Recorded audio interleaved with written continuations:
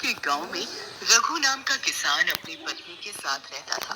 एक बार फसल काटते हुए रघु को सांप ने पैर में काट लिया था। तबीयत ज्यादा खराब होने की वजह से रघु को शहर ले जाना पड़ा। ज्यादा जहर फैलने की वजह से डॉक्टर को रघु का एक पैर काटना पड़ा। पति के इलाज के लिए रानी ने अपने खेतों को बेच दिया था। अब उनके पास इसके अलावा कुछ नहीं बचा था। उसी को दूध बेचकर ही उनका घर चलता था। उसे बड़े प्यार से वो दोनों राम प्यारी बोलते थे। आज इस राम प्यारी ने बहुत कम दूध दिया है। अगर ये रोज इतना कम दूध देगी तो घर कैसे चलेगा? रानी, भैंस जितना खाएगी उतना ज्यादा दूध देगी। यहाँ उसका पेट नहीं भरता और तुम मुझे इसे घास चराने ले जाने देती नहीं। आप ऐसी हालत में कैसे जाएंगे और इस राम प्यारी को कैसे संभालेंगे? मैं बस अपाहिज हुआ हूँ। मेरे अंदर अभी भी पहले जैसी ही ताकत है। लाओ, आज मैं इस भैंस को नदी किनारे चराने के लिए ले जाता हूँ। अच्छा ठीक है। लाठी का सहारा लेकर रघु भैंस को हाँकते हुए ले जाता है। चल मेरी राम प्यारी, आज तुझे मैं घुमाने ले चलूं। थोड़ी ही देर में रघु भैंस को लेकर नदी पर पहुंच जाता है। बहुत थक गया हूँ, थोड़ा आराम किया जाए। रघु भैंस को एक पेड़ से बांधकर वहीं बैठ जाता है और रोने लगता है। तभी पेड़ के पीछे से एक बच्चे का भूत उसके पास आता है। क्यों रो रहे हो? भूत भूत भूत भूत भूत भूत भूत! घबराओ मत, मैं तुम्हें कुछ नहीं करूँगा। अगर मुझे तुम्हें मारना ही होता तो चुपचाप नहीं मार दिया होता। आवाज क्यों लगाता फिर मैं तुम्हें? मार ही देते तो अच्छा होता। ऐसा जीवन जीने से तो मरना अच्छा है। ऐसे क्यों बोलते हो तुम? तुम्हारे ही जितना बड़ा मेरा एक बेटा था। कुएं में गिरने की वजह से वो मर गया और हमें हमेशा के लिए छोड़कर चला गया। फिर ये मेरा एक पैर चला गया। मैं अब किसी काम का नहीं रहा। अब इस एक पैर के साथ मैं कोई काम नहीं कर पाता, कोई काम नहीं कर पाता। तुम्हें दुखी देखकर मुझे बिल्कुल भी अच्छा नहीं लग रहा। मैं तुम्हारी मदद करना चाहता हूँ। तुम एक भूत होकर मेरी क्या मदद कर सकते हो? मैं तुम्हारी इस भैंस को रोज चराने के लिए जंगल ले जाया करूँगा और हाँ, इसे नदी में नहला भी दूंगा। तुम बस यहाँ बैठकर आराम करो। रघु भूत को बड़ी प्यार भरी निगाहों से देखता है।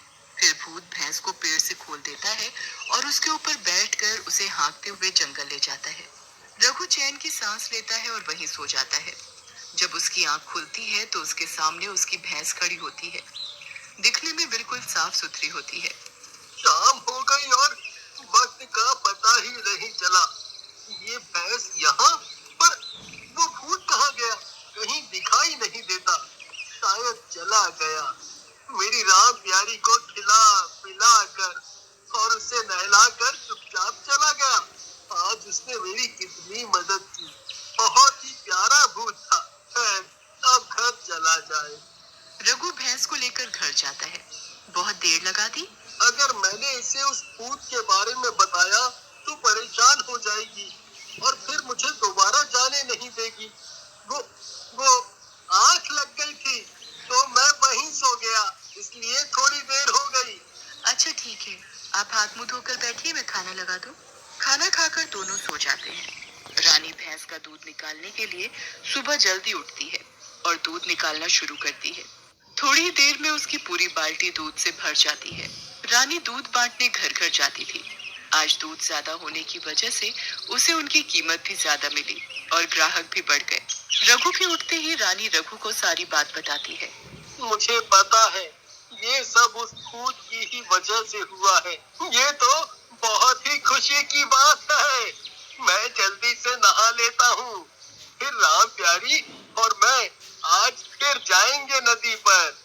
जब तक आप नहाते हैं मैं आपका खाना लगा देती हूँ, खाकर ही जाना और बांध कर भी दूंगी। जब भूख लगे तो खा लेना। उसके बाद रघु अपनी राम प्यारी को अपने साथ नदी पर ले जाता है। वहाँ उसे फिर से वही भूत बच्चा दिखाई पड़ता है। तुम बहुत ही अच्छे बच्चे हो।